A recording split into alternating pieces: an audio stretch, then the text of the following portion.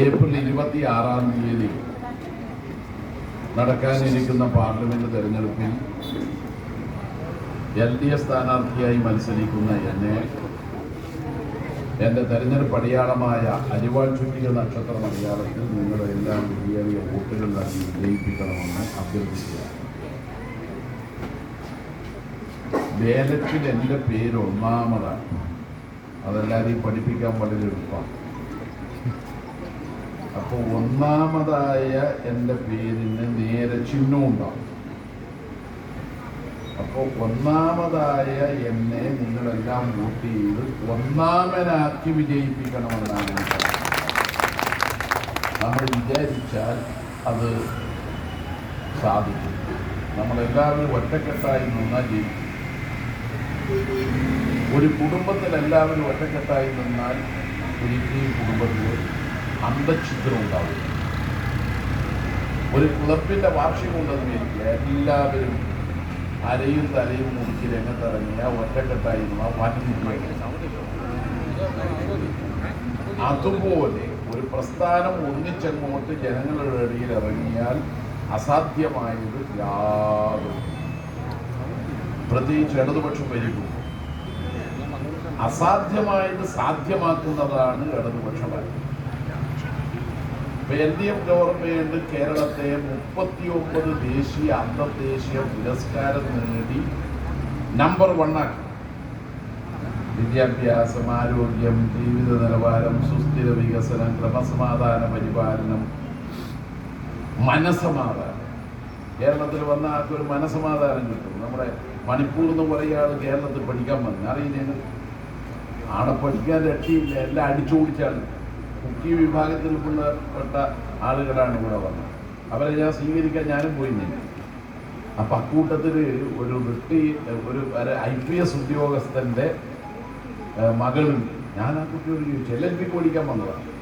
അല്ല, അവിടെ എന്താ നിങ്ങൾ IPS ഉദ്യോഗസ്ഥൻ്റെ മകൾ കൂടി ഇങ്ങോട്ട് പഠിക്കാൻ ഓടി വന്നു? അച്ഛനാണ് എന്നോട് പറഞ്ഞത്, വേഗം കേരളത്തിൽ പോയിക്കോ. നോക്കണത് കേരളമാണ് ഏറ്റവും സമാധാനത്തോടുകൂടി ജീവിക്കാൻ പറ്റുന്ന ഒരു നാട്. മനസ്സിലായി?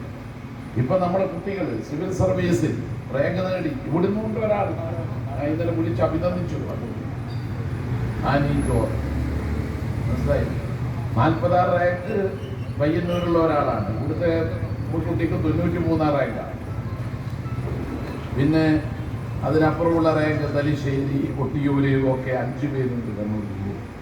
എല്ലാവരെയും ഞാൻ വിളിച്ചു എന്ന് പറഞ്ഞാൽ മനസമാധാനത്തോടുകൂടി കുട്ടികളെടുത്ത് പഠിച്ചുകൊണ്ടാണ് റാങ്ക് കിട്ടുന്നത്. മണിപ്പൂരാണെങ്കിലോ കേരളത്തിൽ വന്ന് പഠിച്ചാൽ റാങ്ക് കിട്ടും എന്നത് പറഞ്ഞു. അപ്പൊ കേരളം ഇന്ന് ഇന്ത്യയിൽ നമ്പർ 1 ആണ്. എന്നാൽ കണ്ണൂര് പാർലമെന്റ് മണ്ഡലം MP ഫണ്ട് വിനിയോഗത്തിൽ നമ്പർ 20 ആണ്. അത് നമുക്കൊരു പ്രയാസം ഉണ്ടാക്കുന്നു. മറ്റെല്ലാറ്റിലും നമ്മുടെ നമ്പർ 1 ആയിട്ട് പാർലമെന്റ് മണ്ഡലത്തിലെ MP ഫണ്ട് വിനിയോഗം 20 ഏറ്റവും ഒടുവിലെത്തും. അതിനെന്താ കാരണം?